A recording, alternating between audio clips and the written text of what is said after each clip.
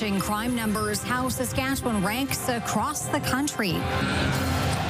A plea from a former mayoral candidate.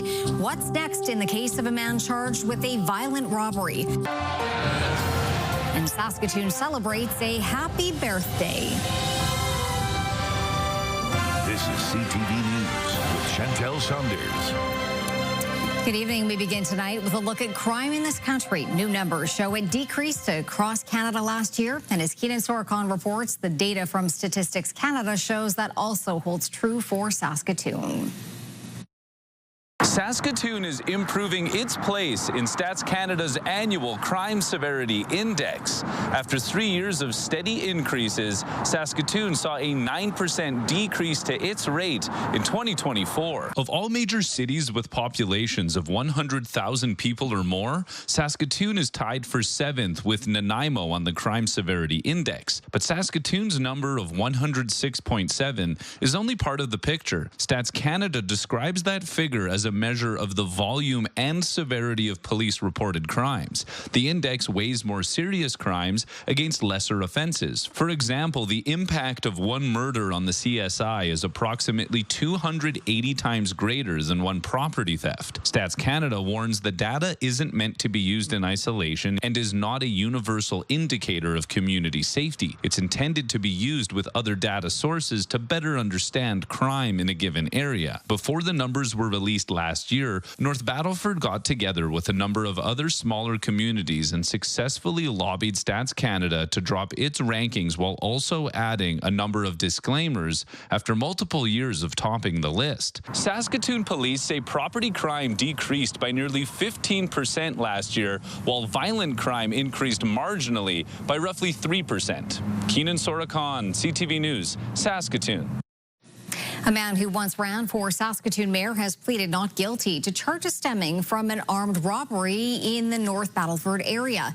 CTV's Stacey Hine has more from North Battleford Provincial Court. As an advocate for justice, someone who is talking and walking alongside those who are down and out. Former Saskatoon mayoral candidate Mark Zilki has pleaded not guilty to all 14 charges against him, including robbery with a firearm, assault with a weapon, and forcible confinement. The charges stem from allegations of a robbery at this motel in North Battleford. RCMP allege on April 5th, 3 men entered the Hitching Post Motel and threatened employees with a gun. One employee was assaulted and taken to hospital. Police say the men fled with cash, electronics, bank cards, and identification. Court documents allege a Glock handgun and a sword were used in the assault. RCMP later stopped a vehicle near Borden Bridge and arrested Zilki along with 2 other men, Tyson Moore and David Dominguez. Police say officers found the stolen items and a loaded handgun in the vehicle. Mark for mayor. I'm nonpartisan and I'm here for you. Zilki ran for Saskatoon mayor in 2020. He also runs a business called Living Sky Advocates, which offers legal services. On social media, he describes himself as an advocate for justice. Zilki was not in the courtroom, his lawyer entering the pleas on his behalf. He also opted for a judge and jury trial at the Court of King's Bench. Zilki's case will be back before the courts on July 30th. Stacey Hine, CTV News, North Battleford. Saskatoon police have been cleared of any wrongdoing following an arrest that resulted in a man being seriously injured by a police dog. The incident happened in September of 2023 when officers tried to pull over a vehicle near 21st Street West and Avenue R South. The vehicle took off and hit a bench before the driver ran from the scene. The Saskatchewan Serious Incident Response Team says the 32-year-old man suffered serious injuries to his arm and required surgery after he came into contact with the police dog. CERT says the injury he sustained was incidental during an attempt to track the suspect rather than the result of an intentional deployment to engage with the man. A correctional officer at the Regina Provincial Correctional Centre is facing several charges, accused of helping to smuggle drugs into the facility.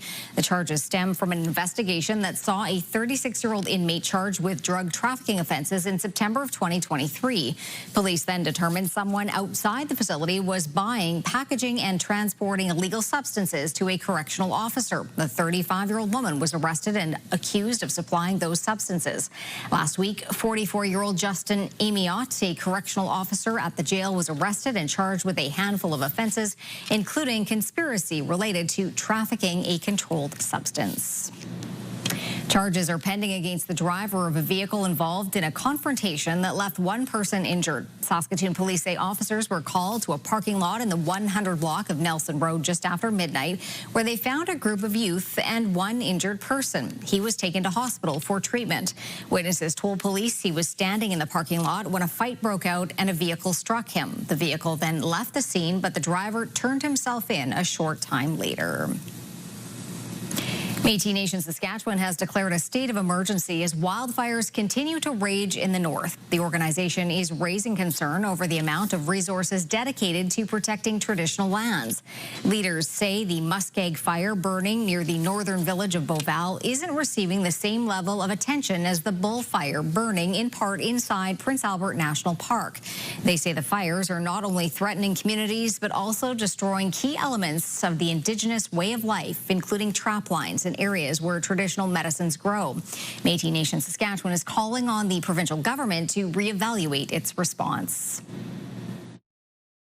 It's our constitutional right to harvest off these lands as we have for generations, and we need to protect that. Those rights have value. We shouldn't have to compete with the value of a structure versus our traditional territories.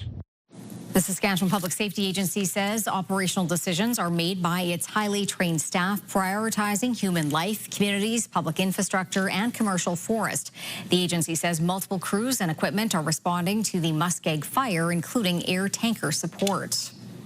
Meanwhile, the Prince Albert Grand Council is asking the province to revise its disaster assistance program to include the dozens of trapping cabins lost to wildfires. The PAGC says these cabins are central to the economic and cultural survival of many northern Indigenous families.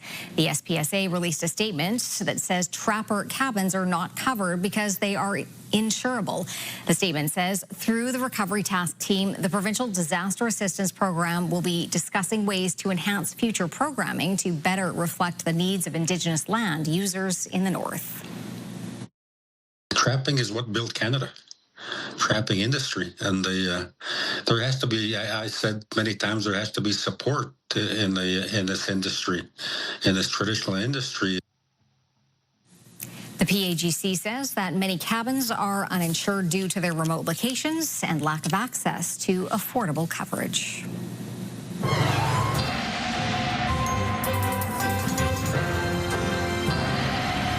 We'll have a much clearer day when it comes to that smoke from the wildfires. Indeed. The smoke is still out there. It's just not being blown into many of the communities that we're dealing with it the last 24 hours or 48 hours. And we can take a look at our active weather in terms of rain as it makes its way across Alberta, touching into some parts of Saskatchewan down in the southeast, but it's really scattered in nature. And the big question about whether or not northern areas are going to get what they need in terms of moisture, I'm not going to belabor the point. The answer is it's not in the forecast right now, but there is a little bit of moisture showing up north, and we'll talk about that later on. More help is on the way for rural hospitals in Saskatchewan. 77 full-time positions are being created across 30 communities. The government hopes it will help stabilize the provision of emergency and other services. Wayne Mantika reports. Temporary service disruptions are a problem at rural hospitals in Saskatchewan. The latest step to address the issue will be the hiring of more full-time staff. And I'm pleased that we have the chance to celebrate the ongoing efforts to reduce service disruptions in rural and northern communities. And today I'm very pleased to announce 77 new and enhanced permanent full-time positions will be added to 30 different rural and northern communities. The bulk of the 77 positions are currently filled by part-time and temporary staff. But it's difficult to retain workers without offering full-time job stability. Adding more full-time roles will help attract young professionals, support existing employees by providing better staffing coverage, improve team cohesiveness, and create a safer work environment for patients and providers. The announcement was made in Moose Jaw, where 7 permanent nursing jobs will be added. Other rural communities like Kipling will gain 2 permanent nursing positions. The NDP opposition questions how the positions will be filled. You know, as of this morning, according to publicly available data, we have 1,647 vacant healthcare positions in the province. And so why should people believe that these 77 that the Sask Party government will be able to fill, whereas the previous 1,647 they could not? The SHA doesn't know how long it will take to fill the 77 permanent positions. But with many of the spots already filled by part-time and temporary workers, convincing them to go full-time could make the job easier.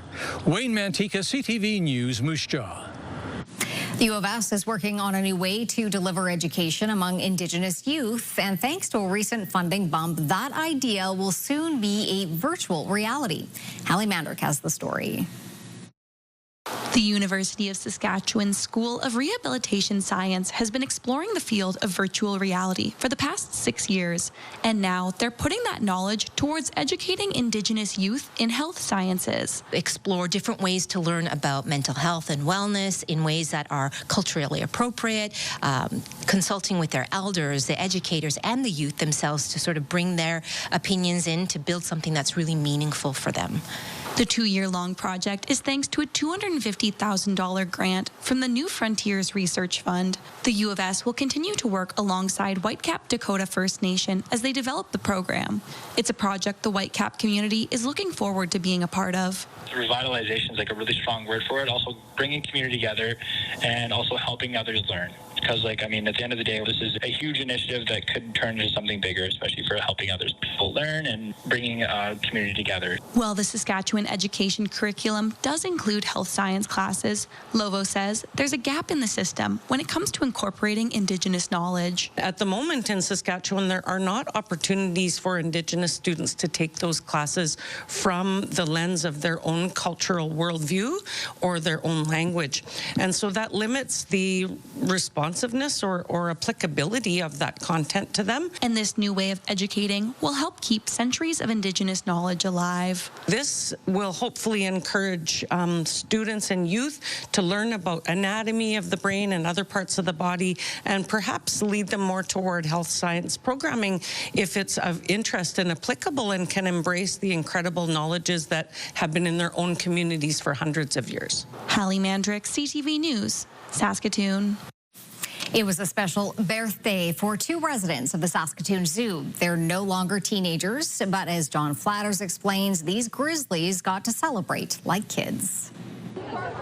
Grizzly bears Coda and Mistea entered their habitat today a little differently. Dozens of families lined the fence to get a look at and say happy birthday to the 2 bears who just turned 20. We're really excited with the turnout. We love that our bears are 20 years old. The pair, who joined the zoo 17 years ago after being orphaned in Alberta, have already lived a long, full life by bear standards. You know, in the wild, bears will live anywhere from 15 to 18 years. So to reach that 20-year milestone is really a big milestone for them. And we're just really excited to be able to share our passion and our love for these animals with the community. Kids were able to learn more about the bears and sign a birthday card for them, while the bears were given treats for their special day. Well, it looks like they've been swimming, and it looks like one was eating watermelon, the other is eating birthday cake. Some were even celebrating the same birthday as the grizzlies. I was gonna get face painted, but the line is really long. But, the line's too long?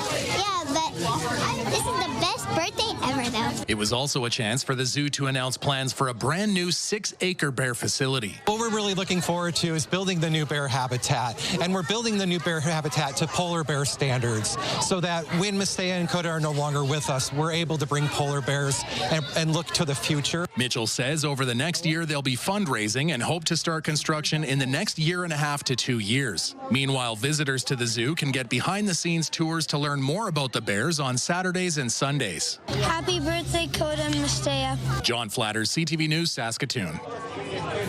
RCMP Depot held its final sunset ceremony last night.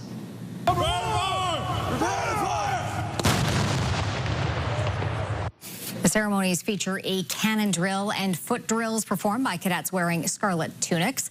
The tradition dates back more than 60 years and is free for the public to take in. And while the service is always modernizing and upgrading technology, it feels it's important to hold on to its heritage. I know that it is very important to them. It's Depot is kind of the heart of the organization. This is where everybody starts their training and then is scattered all across Canada. And so this is like home to them. And so when they come here for one of these ceremonies and see the tradition, I think it refuels their Mountie soul and gives even citizens that have never been here a sense of pride. The Canadian flag is also lowered as part of each sunset ceremony. Still to come, the latest on U.S. tariffs and how they might impact the auto industry, and what came out of the big meeting between Canada's premiers and the Prime Minister.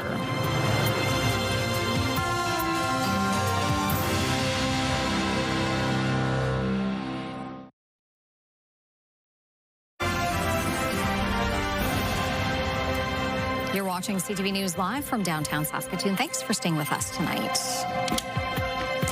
Canada's premiers met for the final day of their three-day summit in Ontario Cottage Country. They're working to shore up the economy with the removal of interprovincial trade barriers and to boost trade with other countries. Talks today shifted to healthcare and public safety. Rachel Aiello with a summary of what was discussed and accomplished. Premiers wrapped 3 days of talks about building up the economy and tearing down internal trade barriers, united against a common enemy. We have a crisis in Canada about Donald Trump attacking us. We're trying to protect our economy. With a former ambassador who briefed premiers yesterday, revealing today that reaching a deal by August 1st is highly unlikely. It's complex and it may take longer, and I think it probably will. One premier conceded that they'd now consider an agreement on sectoral irritants, such as autos and lumber, in the next 9 days, a win. I mean, I'm watching Truth Social along with everyone else because things could change in 5 minutes. Premiers also committed to taking at least one trade mission to another province or territory in the coming year. We have our points of disagreement, but there are far more points of agreement in terms of how we're going to build our economies in our respective provinces. And while the trade war with the U.S. dominated this week's discussions, today premiers also carved out time to tackle a pair of other pressing domestic issues. Public safety, including pushing the Prime Minister on bail reform. We need to, greatly stiffen the sentence, not only for those repeat offenders, but for those that are bringing these poisonous drugs into our communities across Canada. And strengthening Canada's strained healthcare system. If we want to say that we're standing up to Donald Trump and we're never going to be the 51st state, let's make sure that our universal healthcare system is strong. While Canada's premiers and the Prime Minister have come away from these talks largely on the same page, when it comes to fixing the immigration system, Premier Ford made it clear today he thinks the federal government has more work to do. Rachel Aiello, CTV News, Huntsville, Ontario. Leaving today's meeting with his counterparts, Premier Scott Moe said he is consciously optimistic about working with provincial leaders in the future when it comes to building relationships and reducing trade barriers. It was a good discussion, and I think although there's always differences in our nation, and I would say that quite often if we recognize the respect and accept those differences, that really is our strength as Canadian citizens and Canadian provinces. But there's many points of agreement as well as we move forward. Moe says he is also focused on resetting the regulatory environment in Canada in an effort to approve more projects. We know there's been some relief on the market since Donald Trump's announcement of a deal to reduce tariffs from 25% to 15% on imported goods and Japanese goods. But that poses the question, how does it play not only into Canada's negotiations, but the health of the auto industry? Abigail Beeman looks at the implications and the uncertainty.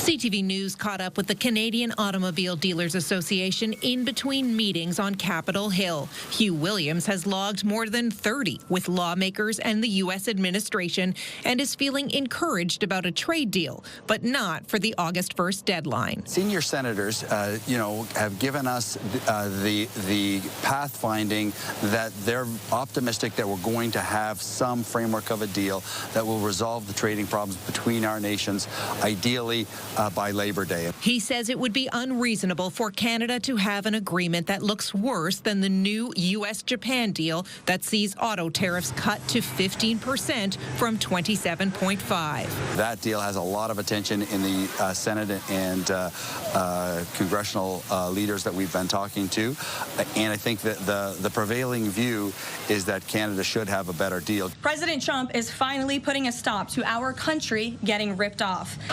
But this week, as a result of Trump's tariffs, General Motors reported a 35% decline in second quarter profits with more hard times ahead, and Stellantis a $2.7 billion net loss in the first half of the year.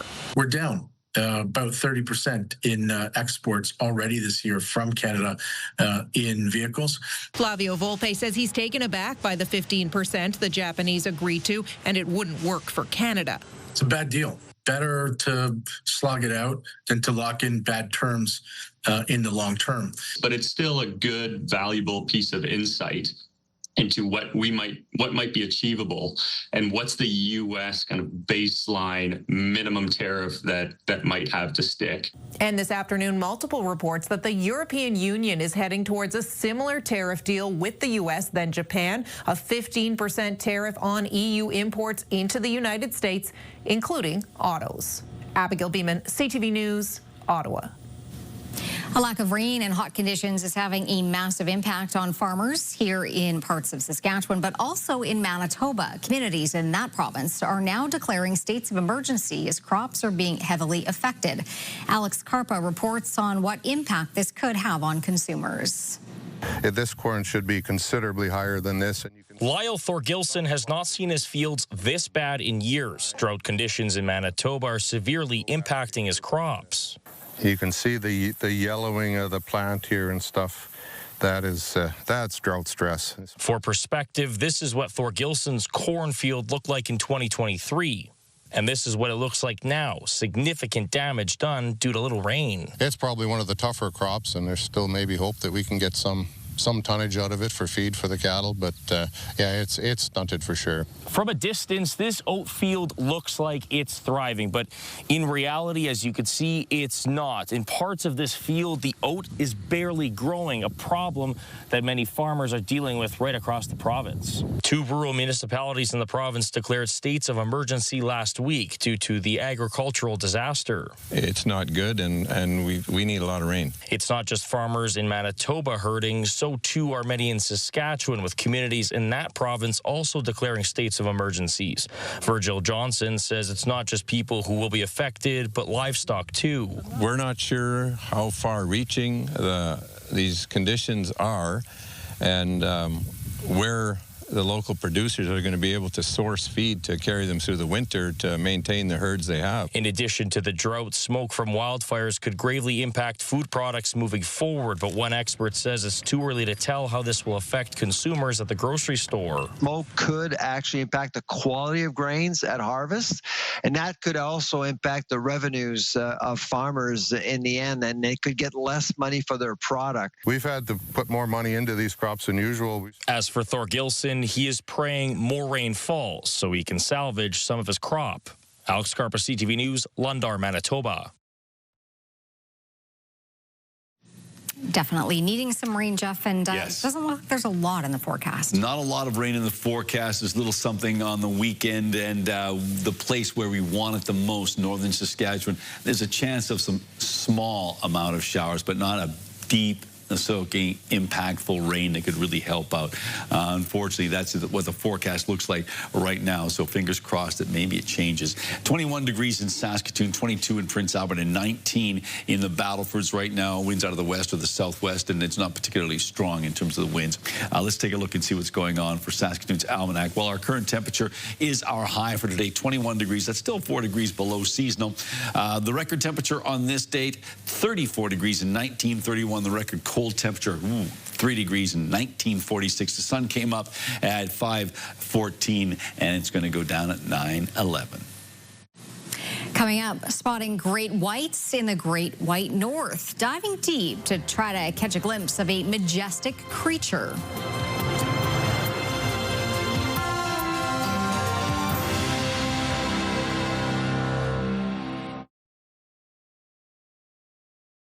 All right, welcome back. Taking a look through the live lens of SkyCam. We're a far cry from where we were yesterday with that smoke haze. Still got some clouds out there, but all in all, a pretty pleasant day. Is anybody playing tennis? Maybe a couple of people? Okay, a couple of people. There you go. Got to get my eyes checked. All right, let's take a look and see what we've got going on with our satellite and radar shot here. As I mentioned, not a lot of active weather across Saskatchewan. A little something sliding through parts of south central and southeastern Saskatchewan. We're going to keep our eye on this system as it moves through Alberta. Something might slide into northern Saskatchewan, but not, as I was saying, an impactful rain that we are all hoping for. 21 degrees in Saskatoon, 22 in Prince Albert, and 19 in the Battlefords at the moment. On to our, there we go, hotspot, Buffalo Narrows, 24 degrees. Spiritwood, the cold spot at 2. Around the province we go. It is currently 18 degrees in Lloydminster and Moose Jaw and Regina, 19 in Yorkton, 16 in Swift Current, 20 in Estevan. In central Saskatchewan and parts of the northern grain belt, temperatures range from 17 degrees in Kindersley up to 23. That is in Meadow Lake. It's 22 in Nipawin and Hudson Bay. Many locations in the high teens, low 20s. Up north, well, temperatures in the high teens, low 20s. Well, mid-teens, if you want to say that fits Collins Bay, where it's 16 degrees. But 24 degrees right now in Buffalo Narrows, 23 in La Ronge, and 20 in Sandy Bay, Island Falls. And down south, no breakout temperatures here. It's not big-time hot down south. 14 degrees in Assiniboia. They probably had a little rain in the last little while. 18 degrees in a number of locations, 21 right now in Carlisle, 20 in Maple Creek, as well as in Last Mountain Regional Park. Here we go with our future cast. So this is what I was talking about earlier. If we keep our eye on northern Saskatchewan, there's that thin line of showers, active weather sliding through Alberta into parts of northwestern Saskatchewan, but it looks like it may be wringing itself out before it has a chance to make any kind of an impact on some of the fire situations that exist up north.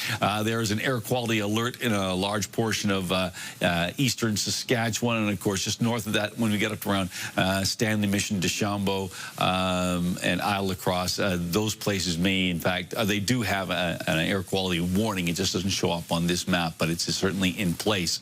And so we're not done with the smoke is what I'm getting at. Temperatures of 23 or 24 degrees in northern Saskatchewan tomorrow. Buffalo Narrows, one of those places that might see a little bit of rain.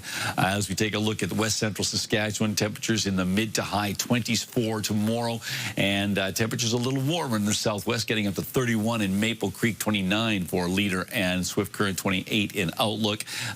Close to that in the southeastern Saskatchewan, temperatures basically around 27 degrees, and temperatures hanging around that 25-degree mark for much of east central Saskatchewan as we make our way into Thursday. So overnight for the Battlefords, 8 degrees, 27 tomorrow for a daytime high, and then on Friday, 24 degrees, 22 on Saturday, Sunday, a chance of some showers, 20 degrees, and then a slow warm up to 25 1 week from today.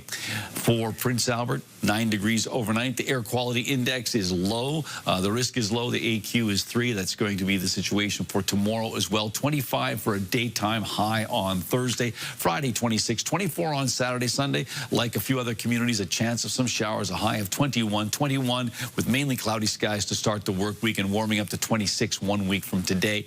And for Saskatoon, 9 degrees overnight with partly cloudy skies. The air quality index is on the low risk part of the scale. Tomorrow's daytime high, 27 degrees. Same for Friday, Saturday, 24, 21 on Sunday, Monday and Tuesday around 22 or 23 degrees, and then warming up to 26 with mainly sunny skies 1 week from today.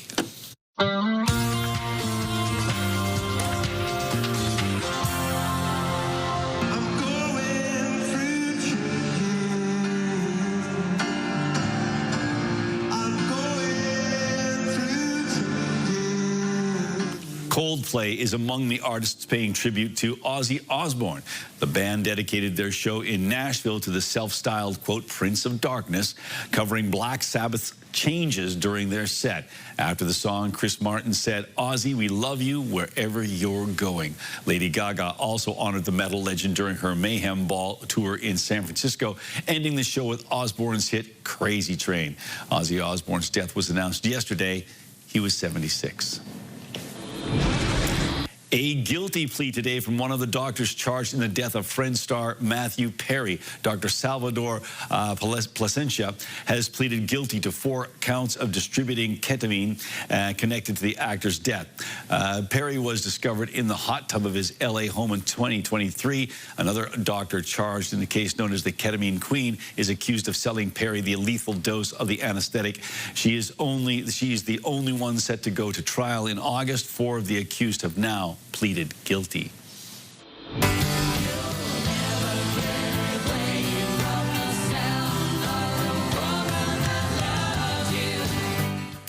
Rumors of a Fleetwood Mac reunion have fans of the band hoping Stevie Nicks and Lindsey Buckingham have managed to thaw out their relationship.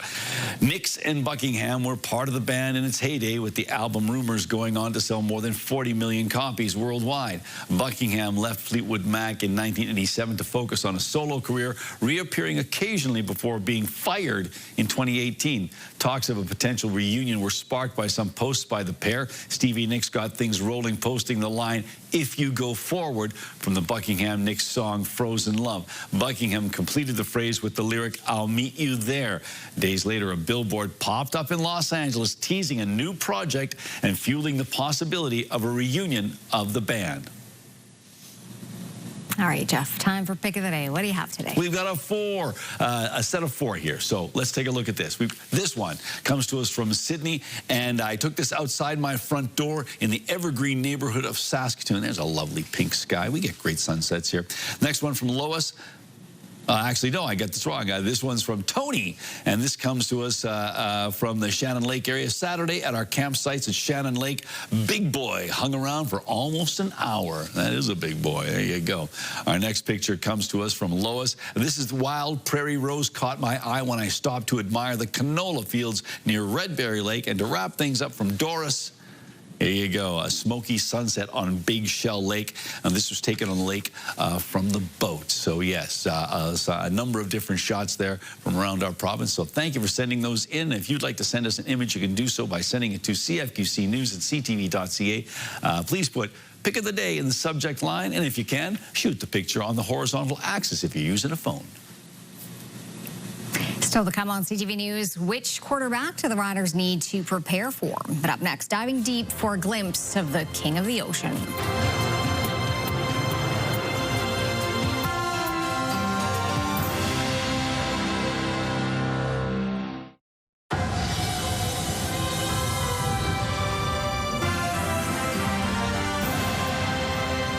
There have been more great white shark sightings in Nova Scotia than ever before. CTV's Brianne Foley suited up to see if she could catch a glimpse of one in its natural habitat.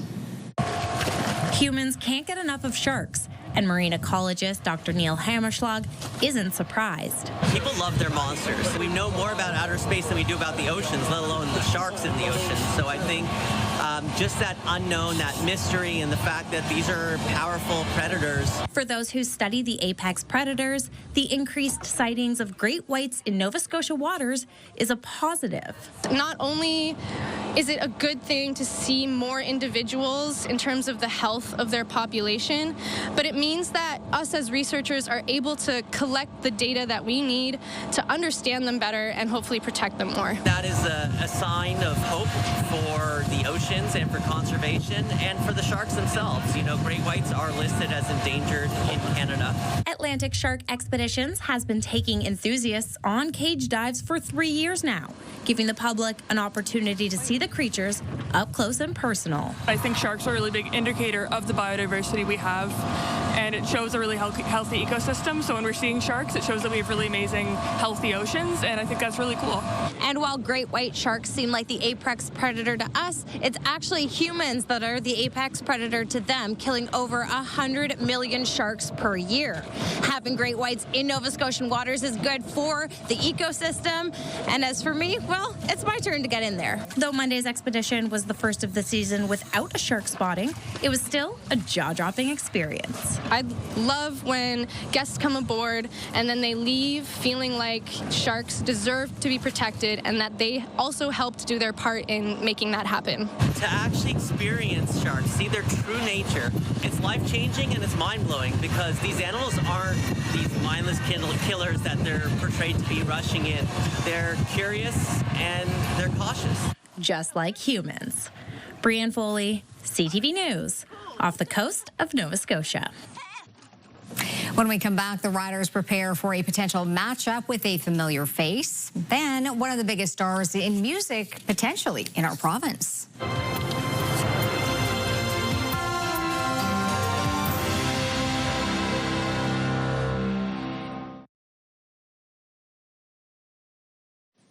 All right, welcome back. Let's take a look at our rural forecast for Thursday.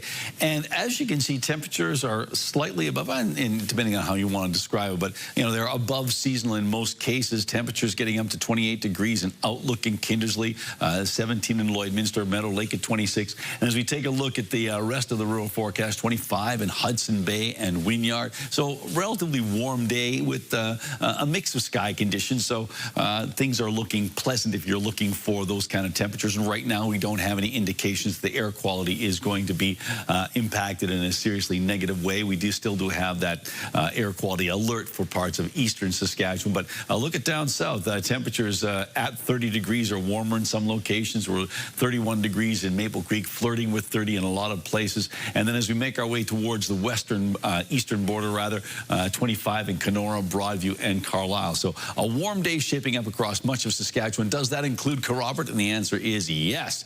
Mainly sunny skies, 28 degrees, winds out of the southwest of 15. So all in all, a pretty pleasant day in the Kerrobert area. And Kerrobert is one of the many places where internet plans of up to 1 gig are available from SaskTel.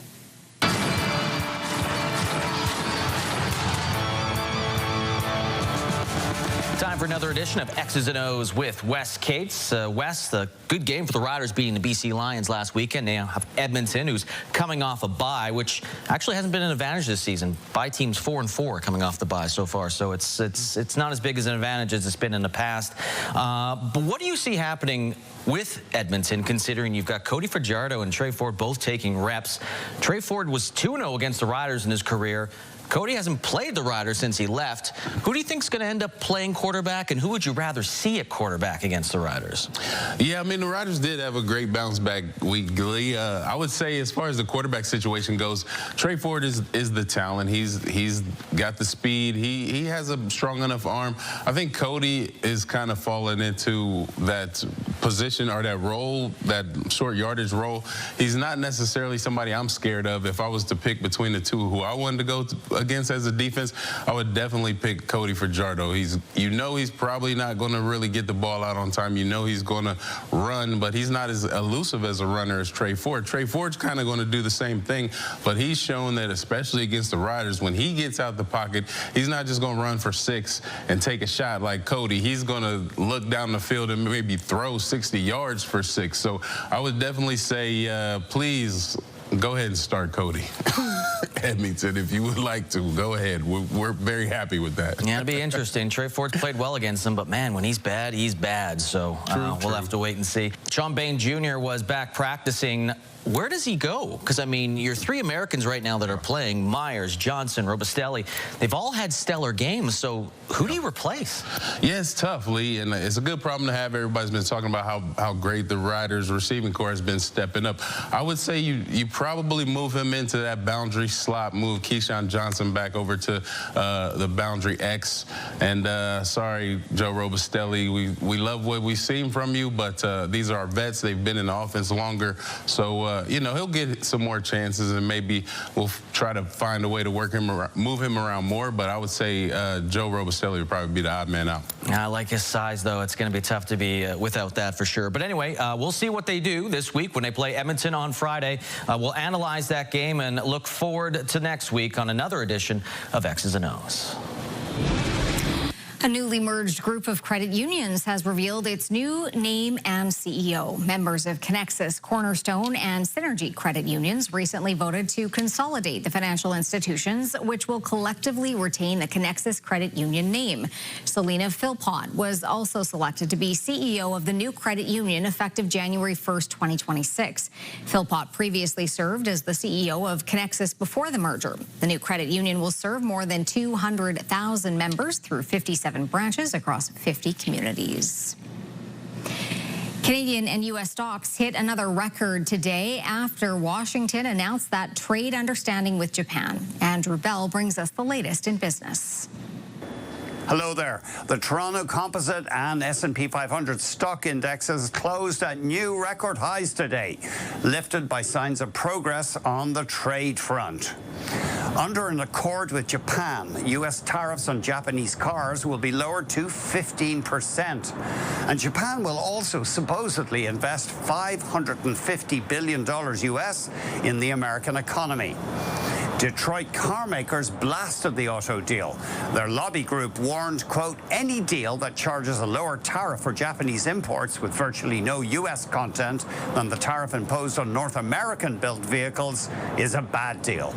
However, investors hope that a broad lowering of tariffs will help U.S. car companies too, because they have a significant presence in Canada and Mexico. The Canadian dollar changed hands at 73.55 U.S. cents, up a fraction. West Texas Intermediate oil traded at $65.25 U.S. a barrel, down 6 cents. Our latest fix on Western Canadian Select oil has it at $53.20, down 40 cents.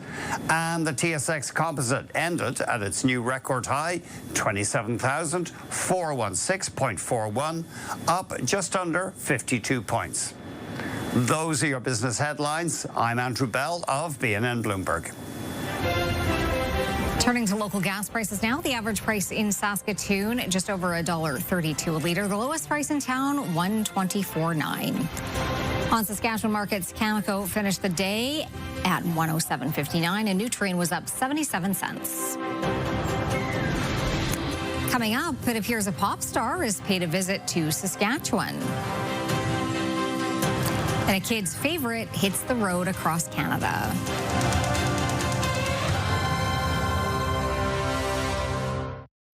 Select Hair Services brought to you by Sage, the beauty bar. We've got another great night of entertainment coming up right here on CTV starting at 7 with Master Chef. I love Match Game. Match Game's a classic. Yeah? Yeah. All right. Well, you make it sound like you've never heard of Match Game. Well, no, I had to think about it for a second. But it's been a while since I watched it. Maybe I'll do that tonight. Anyhow, continue. Speaking of singing, looks like a pop star that's not Jeff. Chapel Rowan has made it to the land of living skies. I'm moving to Saskatchewan. The singer-songwriter teased coming here as she mentions the province in her yet-to-be-released song called The Subway. Now she has uploaded a video to Instagram showing what looks like her driving in a truck down a dirt road with a Saskatchewan license plate and going past a Welcome to Saskatchewan sign. So she must be here somewhere. Well, I guess so. Or at least her production team and a wig. There you go. Yeah, so, well, fingers crossed that that works out. All right, speaking of being on the road, a man from Ontario has been touring the country with his life-size Lightning McQueen car. It means a lot to them. We watch a lot of Lightning McQueen, and they've been looking forward to this since I told them it was going to happen. Gary Papaya is such a big fan of Disney's car franchise that he converted his 2015 Mustang to the star character. He says even if it costs him his own hard-earned money, he is happy doing it. His last stop on tour was Summerside, PEI, but he is determined to get back out on the road again. Look at that is cool. Oh, yeah. What's not to love? Yeah, no kidding. Yeah. Yeah, Cars is a fun movie. It is a fun movie. Well, I loved Paul Newman's sort of, cameo, not really cameo, but smaller role as the older sheriff car. Kind of, it was cool. You like a lot of things tonight. Yeah. What about your forecast?